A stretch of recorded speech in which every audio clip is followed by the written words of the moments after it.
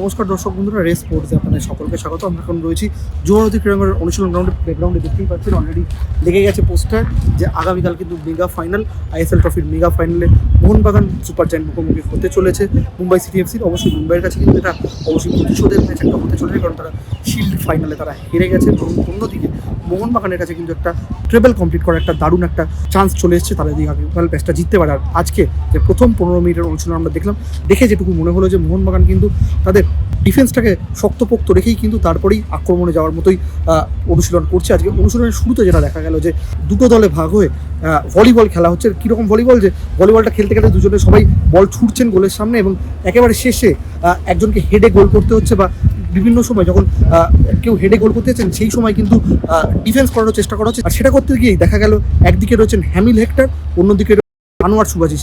এদের চারজনেরই কাজ হলো তাদের গোলের সামনে বল এলেই তারা কিন্তু সেই বলটা আটকানোর চেষ্টা করছেন। কোনো সময় গোল হচ্ছে, আবার কোনো সময় তারা দারুণভাবে ট্যাকেল করে বলটা আটকেও দিচ্ছেন। আজকে সাহাল আব্দুল সামাদকেও কিন্তু আমরা ছুটি অনুশীলন করতে দেখা গেলাম, তাকে বেশ কয়েকবার কিন্তু গোল লাইন সেভও করতে দেখা যায়। সুতরাং বুঝতেই পাচ্ছেন যে গোটা দল কিন্তু দারুণভাবে প্রস্তুতি নিচ্ছে। আর আরেকটা জিনিস যে আপনারা ইতিমধ্যেই জানেন যে সাদিকু ফাইনালে নেই, কিন্তু তিনজন ফরওয়ার্ডকেই সামনে রেখে এই যে ভলিবল যে প্র্যাকটিস, যদিও তার মধ্যেও ফুটবল ছিল, সেই অনুশীলনেও কিন্তু তিনজন ফরওয়ার্ডই সামনে ছিলেন।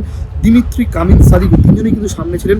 তারা কিন্তু সেই যে বলগুলো আসছিল সেখান থেকে গোল করার চেষ্টা করছিলেন, এবং অ্যান্তোনিও লোপেজ হাবাস সেই অনুশীলন কিন্তু ভালো মতোই দেখছিলেন। তাই বলেই দেওয়া যায় যে মোহনবাগান দল কিন্তু রীতিমতো তৈরি তাদের ট্রেবেল জয়ের লক্ষ্যে এই যুবভারতী ক্রীড়াঙ্গনে আগামীকাল নামার জন্য।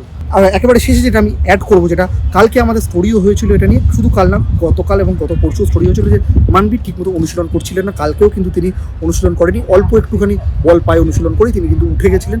আজকে কিন্তু তাকে যেটুকু আমরা অনুশীলন দেখলাম তাই কিন্তু পুরোদমে অনুশীলন করতে দেখা গেল। তাই মানবীর নিয়েও যে একটা চিন্তা ছিল যে তিনি খেলতে পারবেন কি পারবেন না, বা শুরু থেকেই খেলতে পারবেন কিনা, সেই নিয়ে কিন্তু আর কোনো চিন্তা রইল না। মানবীর কিন্তু অন্তত খালি চোখে দেখে যেটুকু মনে হলো, মানবীর কিন্তু কোনো ফিট। আর চলুন আজকের অনুশীলনে কি কি হলো রেস স্পোর্টসের পর্দায় একবার দেখে নেওয়া যাক।